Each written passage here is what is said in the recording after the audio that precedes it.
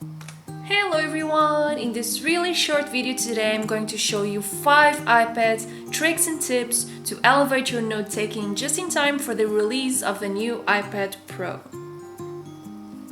The first tip is to start inserting your own sticky notes in your handwritten notes in your iPad Pro. These are PNG or transparent files that you can find anywhere on the internet, and you can just insert them just like they were images and then write on top of them to remind yourself that you need to study some portion of the text or that you want to annotate, comment, or summarize your own handwritten notes. My second tip is to start uploading and importing your own templates. You can also find these everywhere around the internet or create your own using Photoshop or any other software. So in this case, I'm inserting a Cornell method type of template, and I can just insert and then copy and paste them across my notebooks in GoodNotes to use the Cornell method every time I want without having to draw my own lines and the boxes at the bottom and the column on the left.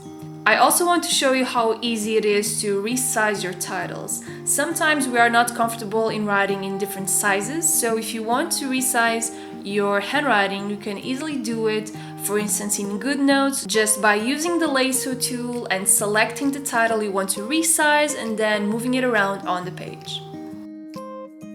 If you are someone who goes to class and the professor really likes to use PowerPoints, you can easily upload them into your note-taking app because they can actually convert a PPT file into a PDF file.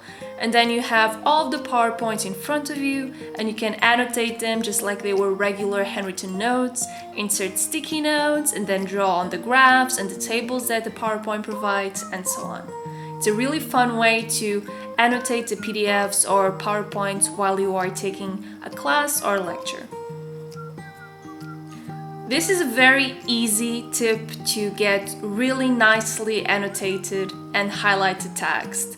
All you have to do in your GoodNotes app is to click the geometrical tool instead of highlighting by hand, and doing this will help you get a really straight line so you get the neatest notes as you can in your PDF files or any text that your professor provides you and you have to study or read for class.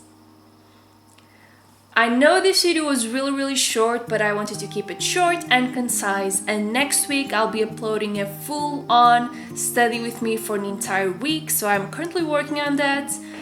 Despite that, I hope you've enjoyed this video and found it useful. Don't forget to subscribe, and I'll see you next week for more college and productivity related tips. Bye!